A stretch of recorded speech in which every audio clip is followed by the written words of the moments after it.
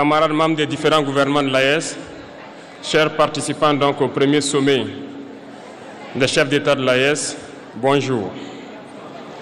C'était un immense plaisir et un honneur de nous retrouver ici aujourd'hui, une date bénie, une date mémorable, le 6 juillet 2024, ici à Niamey. Avant tout propos, rendons grâce à Dieu qui a permis donc que ce jour soit.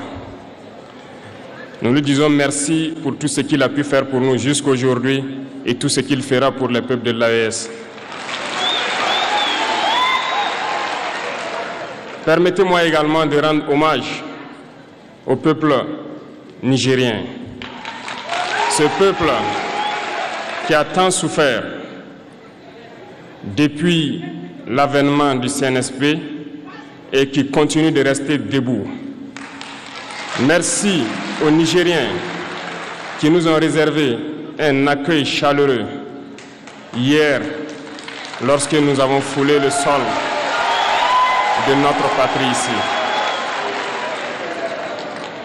Vous êtes plus que des amis, vous êtes plus que des voisins, vous êtes nos frères, vous êtes nos sœurs. Parce que la fraternité va au-delà de l'amitié ou du voisinage. Nous avons le même sang qui coule dans nos veines. Dans nos veines coule le sang de ces vaillants guerriers qui ont combattu et qui ont réservé ces terres que nous appelons Mali, Burkina et Niger. Dans nos veines coule le sang de ces vaillants guerriers qui ont aidé le monde entier à se débarrasser du nazisme et de beaucoup d'autres fléaux.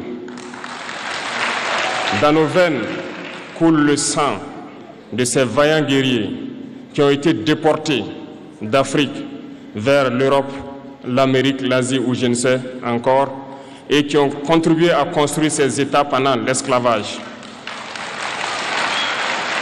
Dans nos veines coule le sang d'hommes dignes, d'hommes robustes, d'hommes debout. Et pour cela, soyons-en fiers et soyez remerciés d'être ressortissants de l'AES.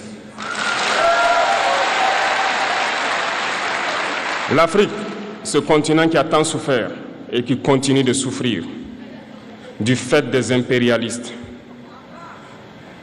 Ces impérialistes n'ont qu'un seul cliché en tête. L'Afrique est l'empire des esclaves. C'est comme ça qu'ils voient l'Afrique. Pour eux, les Africains les appartiennent. Nos terres les appartiennent. Nos sous-sols les appartiennent. Ils n'ont jamais pu changer de logiciel jusqu'à aujourd'hui. C'est déplorable. Mais comment procèdent-ils? C'est malheureusement depuis donc ces années 60 où ces simulacres d'indépendance ont été donnés à l'Afrique.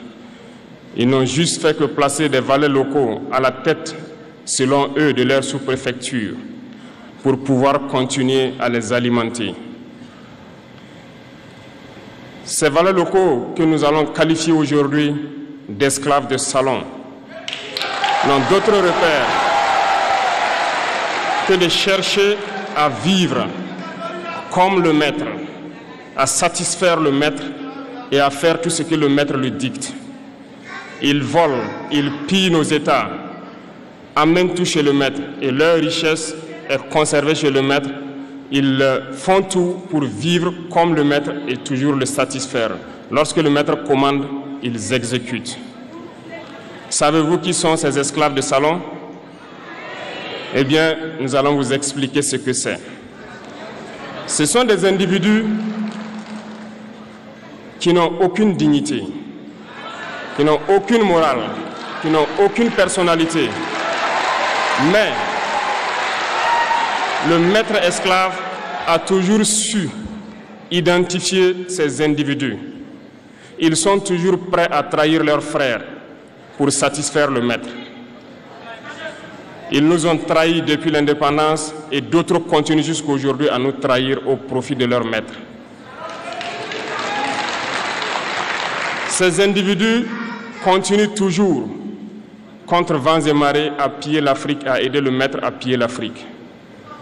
Ils se plaisent à le dire chaque année Dans leur sondage économique, le Burkina est le pays le plus pauvre, le Mali est le pays le plus pauvre, le Niger est le pays le plus pauvre. Nous sommes classés parmi les derniers.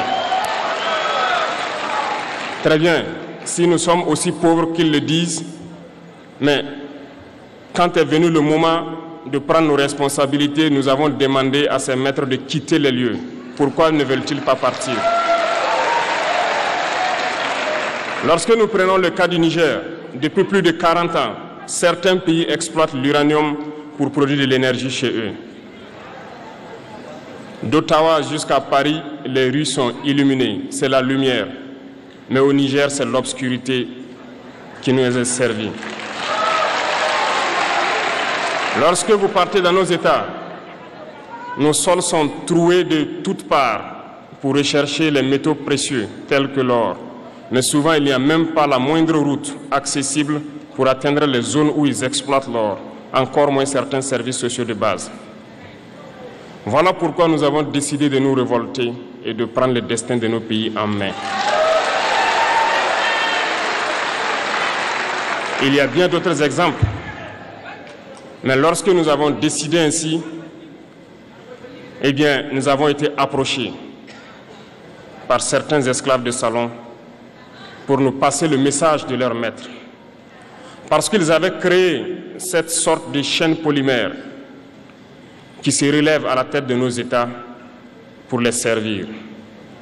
Et nous sommes venus briser la chaîne. Et c'est inconcevable pour eux. Ils nous ont donc approchés et ils nous ont demandé de rentrer dans les rangs pour faire partir de l'élite qui doit diriger l'Afrique, parce qu'ils ont une élite formée et formatée qui doivent suivre, qui sont incrustés dans cette chaîne-là. Nous avons refusé de rentrer dans leur rang. Et dès lors, les hostilités ont commencé. Et ils ont fait fourvoyer dans nos zones plusieurs mercenaires, des formateurs. Les agents sont descendus dans le Sahel pour espérer mener des attaques barbares, lâches contre nos populations, espérer les révolter. En plus de ces attaques sur le terrain, les attaques communicationnelles, la manipulation, la désinformation battent son plein dans leur rang. Mais les peuples du Sahel ont compris et plus jamais on ne pourra les manipuler. Ils savent d'où ils viennent, ils savent ce qu'ils font et ils savent où ils partent.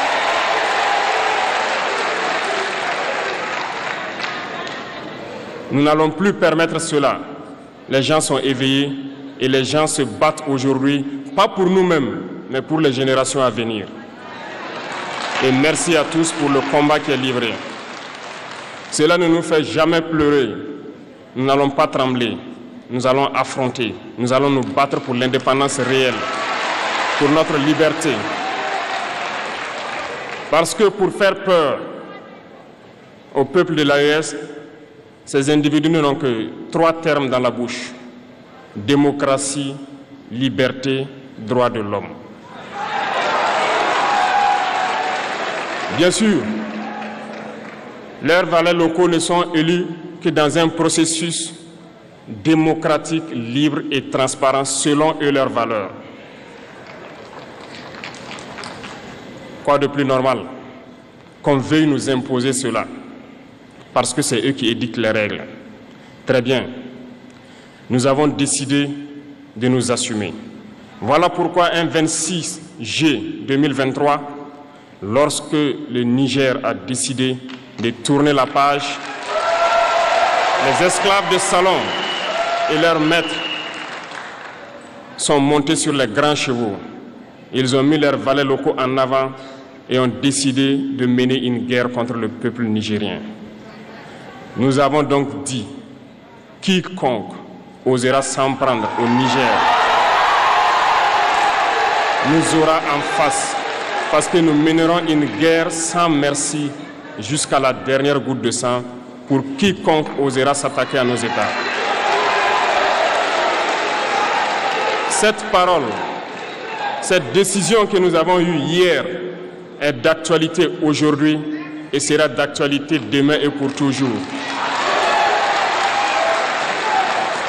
Ainsi naquit l'AES le 16 septembre 2023 dans une architecture de défense mutuelle. Mais nous avons jugé nécessaire de prolonger et d'agrandir donc l'architecture de l'AES.